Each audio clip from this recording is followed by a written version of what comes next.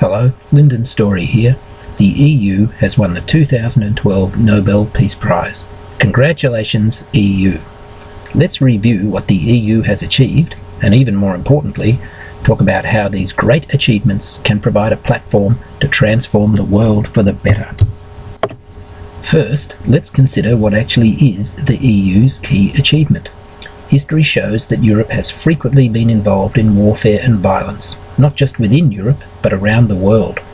In the last few centuries, European imperialism spread war and empire around the globe. In the 20th century, 2 world wars started in Europe, a truly terrible legacy. But in recent times, Europe has started to change. Democracy and human rights have been on the rise, warfare on the decline.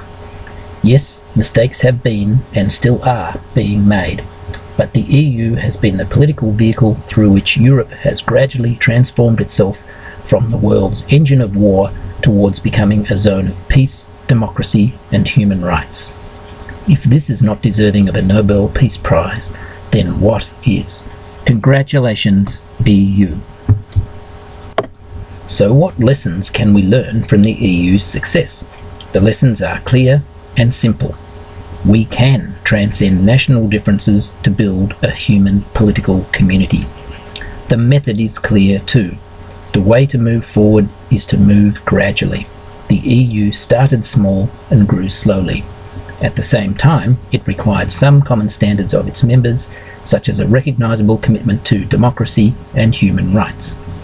This is one of the things that distinguishes the EU from the UN, which has both dictatorships and democracies amongst its members. And the EU has been built in Europe. If political nationalism can be transcended in Europe, it can be transcended anywhere. Applying this lesson to build a human union. The obvious way to apply this lesson is to try to build something like the EU on a global scale, a human union. The success of the EU shows it can be done.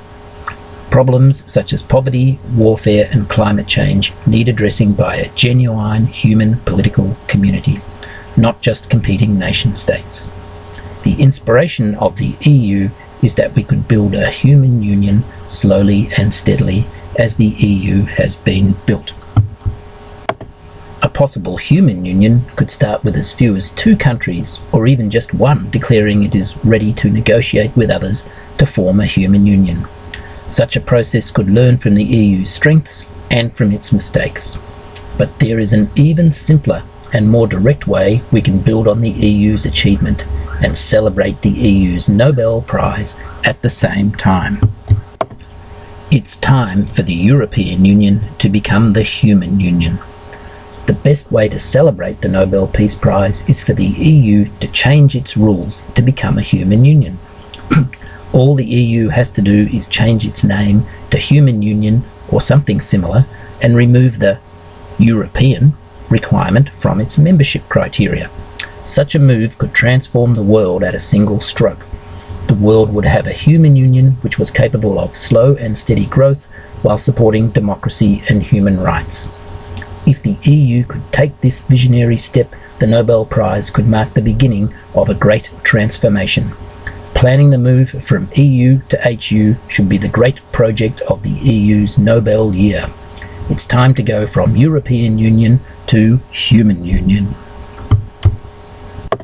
If you'd like to support this project, please tell others about it and/or go to www.reformtheeu.com, where you can find a link to a petition supporting the EU to HU project. Let's celebrate the EU's Peace Prize by using the EU's Nobel Year to prepare the transformation to a human union.